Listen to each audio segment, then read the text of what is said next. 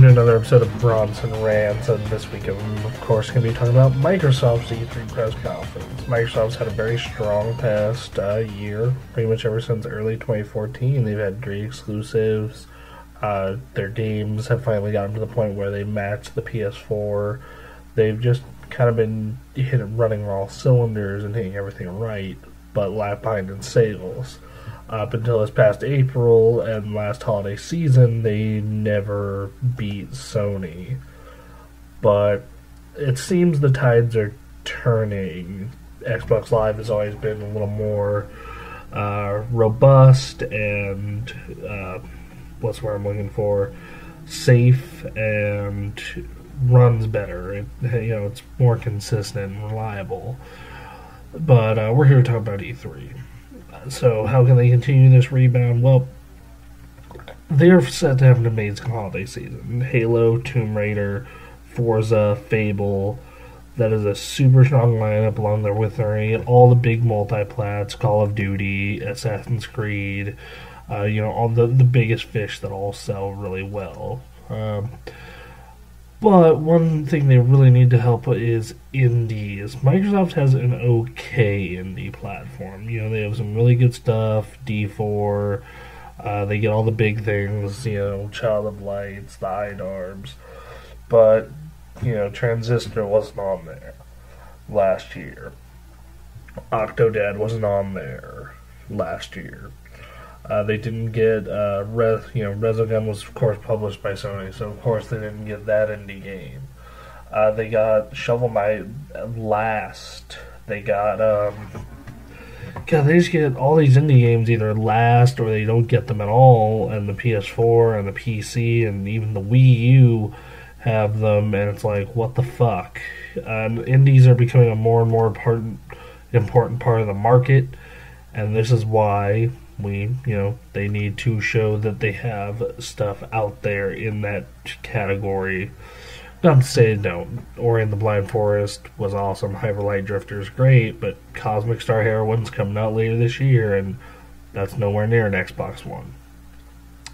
Next is an interface redesign. They need to do something like the NXT. The Xbox One's interface is super slow and shitty if you're using a controller, and it is okay with a Kinect if you know all the voice commands. If you don't know all the voice commands, then it's just very mediocre. The experience that's slow. Like, why is everything its own application? Like, wasn't the 360 had everything built into the central dashboard where you press a button and it pops up. Now friends, achievements, all this shit, it's its own separate applications. It's super annoying. Super slow. They need to find a way to fix this, or at least make it usable without Kinect and faster. This is one area where Sony has them beat. I want to see this at E3. The next thing I want to see is more great bundles. Microsoft's been a master of doing awesome bundles with their consoles. They've done that Halo Master Chief bundle, Assassin's Creed, where you get 2 Assassin's Creed games, Titanfall, Madden, Call of Duty. They keep doing these great bundles. They need to keep doing that. They need to double down on that strategy. Maybe a Halo 5 bundle, maybe a Forza bundle.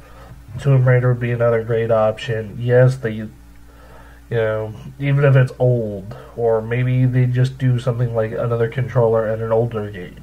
Like, that'd be awesome. But the bundles need to continue.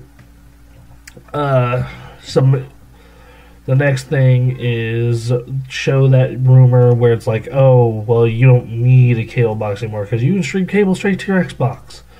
No more cable box. Like, that'd be awesome. That's a thing that needs to happen.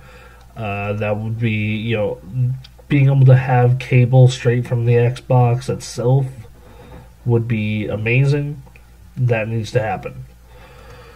Another big one is maybe a price drop. They continue to get beat even though they're the lower price console, so if they don't go the bundle route, then they do the price drop route. A $300 Xbox One that plays most of the same games, Batman, Metal Gear, Witcher, etc., with what it currently, unless Sony announces some crazy shit, a better holiday season of Halo, Tomb Raider, Forza definitely is really compelling for a lot of people, and they do have the better online service, even if they have the worst interface of the two. The next thing is one more AAA exclusive for this holiday season. Nintendo does every year where they reveal a game that's coming out this holiday. And I think Microsoft needs to do the same thing. What that is, I don't know. New IP, maybe. They got a bunch of franchises that have been dormant for years. And maybe one of those can be a classic rare game, a new Banjo, a new Perfect Dark, a new Viva Pinata would make me run through the area where they have the press conference screaming. Like, I'd be on the news. Local, game journalist gets caught at Electronic Entertainment Expo running up and down the aisle screaming his head off because a new Viva Pinata was announced. But yeah, like, those are the things Microsoft needs to do, and they may be doing those things because they have promised the best E3 in their company's history, which is a big claim considering this is the company who did shit like Final Fantasy 13's coming multi-plat. This is the same company who's introduced Halo 2 and GTA 5 or 4.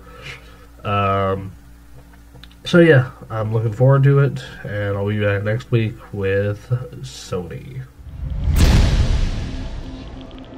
Access granted.